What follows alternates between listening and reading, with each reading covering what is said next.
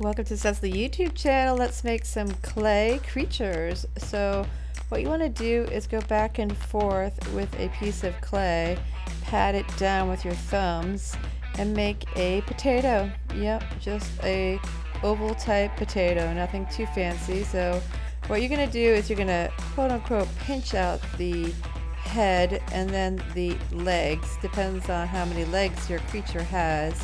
And I'm trying to do about equal amounts of pinching it out. And yeah, and if it has a tail, pinch that out too. I like pinching it out because attaching it most likely is going to pop off in the process of going into the kiln. If it's coming from one big piece where you pat, tap, pull, and pinch, it's most likely going to stay together and not fall apart. So you just got to keep patting and tapping and pulling and lightly pinching and molding it into what you want it to be. Yeah, but if you add to it with the slip, it might pop off.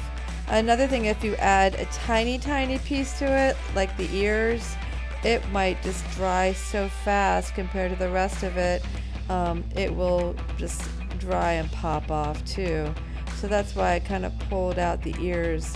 And you can have the ears upright or you can have them folded down. It's your choice. Sometimes when you're making something, you might have an idea in mind and it starts to look like something else. Well, just go with it. Go with the something else. So having a dog stand is a lot harder to do than sit. So I'm gonna make my dog, it looks like a dog at least, sit on the table. Yep. I'm going to use the popsicle stick to mold the eyes and use a toothpick to give it a mouth and some nose. Yeah, I think it looks pretty good. So what else can you do? Oh yeah, don't forget to write your name, not your initials, but your name on your clay. Alright, so you could just keep elongating it, slowly bringing this out.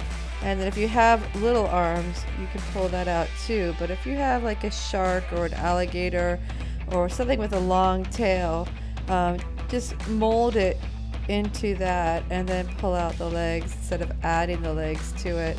And you just have to keep tapping it up. Here I'm going to add some eyes, but I made them kind of big. I made 2 equal parts. I checked it, but as you can see, I can lightly touch this and it just comes right off, especially after it's dried. It just pops right off. So this is what slip is. It's water and clay, and you just gotta wiggle it on. Ooh, I'm pinching, literally pinching out some scales. I think that looks kind of cool. Yep, and this is the toothpick. Yep, just add the details however you think would look great or nice for yours. And it doesn't help to have long nails. Working in clay, it's a lot easier with short nails, if no nails at all. So yeah, I'm tapping, pinching, I'm writing my name on it, and the most important thing is really clean everything. Get a wet rag, put the extra clay away and back, and scrub dub your board so it's nice and clean for the next person. And put this board on the drying rack. I really like it when it air dries.